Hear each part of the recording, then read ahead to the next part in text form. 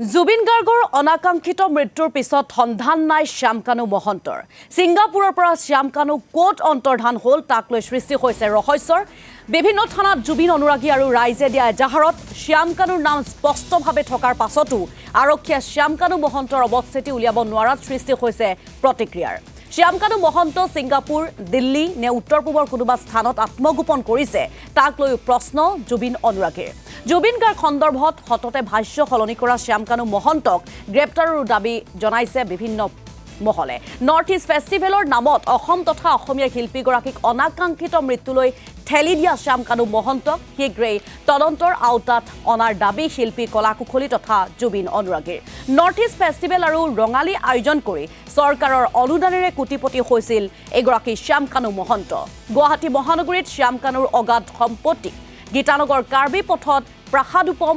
অট্টালিকাৰ লগতে মহানগৰীৰ আন দুটা স্থানতো আছে শ্যামকানুৰ মাটি সম্পত্তি বৰ্তমান এই দুজন আমি চিকিউৰিটি আছো কিবা নীলো দোকানলৈ ওলাই গৈছে প্ৰথমৰ পৰা আছো এইটো ঘৰটো লোৱা 3 বছৰ হৈছে 3 বছৰ ৰানিং চলি আছে গতিকে মই ঘৰটো নলোৱাৰ পৰাই আছো মই তাৰমানে বান্ধি থাকোঁতে আছো বনাই থকাৰ পৰা আছে পাৰ্টি কৰিবৰ কাৰণেতো তেখেতৰ লগবিলাকতো মই চিনি নাপাওঁ বহুত লগ আছে নকয়ো আপুনি চিনি পোৱা কোন কোন আহে চিনি পোৱাৰ ভিতৰত এতিয়া জুবিনটো আহিছিলে তাৰপিছত দীপলিনা বাইদেউ আহিছিলে দীপলিনা এবাৰ আহিছিলে তাৰপিছত সেইখিনি মই নাছিলোঁ আৰু আহে কোনোবা ইয়াতে ধৰক তেখেতৰ লগবিলাক গোটেই আহে আমি ন্যায়টো বিচাৰোঁ আৰু যাতে জুবিনদাৰ যাতে ন্যায় পায় নহয় এই বিজয় কি কয় সিং ক'ত আছে তেখেতে এই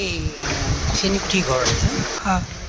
তেখেতে আপোনাক কেতিয়া কিবা কৈছে নেকি যে তেখেত কেতিয়া আহিব ইয়ালৈ নাই একো কোৱা নাই একোৱে কোৱা নাই দেউতাক তাত থাকে তাৰমানে চেনিকুঠি ঘৰত গতিকে আলপৈচান ধৰি থাকে আৰু বুঢ়া মানুহতো কোন মুহূৰ্তত কি লাগে গা ধোৱা পানী দিয়া কিবা দিয়ে এইবিলাক কাম আলপৈচান ধৰি থাকে বিশেষ নাই আৰু এইটোতো ন্যায় বিচাৰোঁৱেই আমি